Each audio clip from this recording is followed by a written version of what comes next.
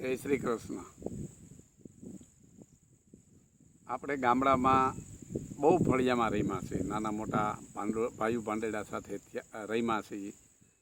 એટલે મને આજ ફળિયાની યાદ આવી, અને તમને ફળિયાની યાદ તો આવતી જ હોય.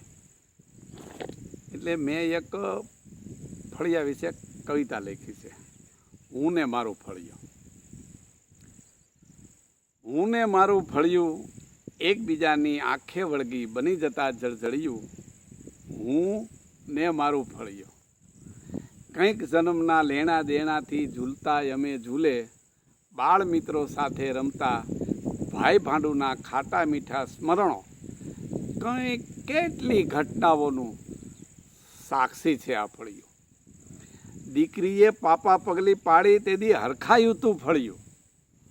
કૂણા એના હાથે રંગોળી પૂરી અવસરવંતું કર્યું, એવા કેટલાય સ્મરણોમાં ઝૂલે છે આ ફળિયું. બા દાદાને મા બાપના ખોળે રમતો યશને યાદ છે એ ફળિયું.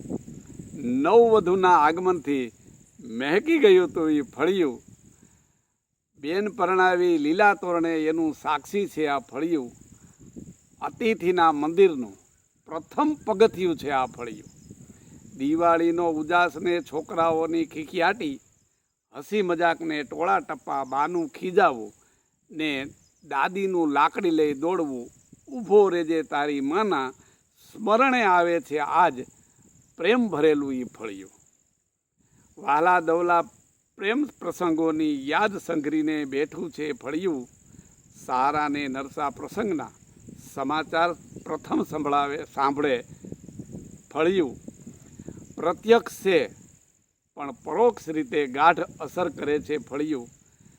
બા અને દાદા સ્વર્ગે સીધાવ્યા તઈ રડી પડ્યું તું આ ફળિયું. હું ને મારું ફળિયું એકબીજાની આંખે વળગી બની જતા જળજળિયું. હું ને મારું ફળિયું. યસ કાકા વઘાસિયાના. જય શ્રી કૃષ્ણ.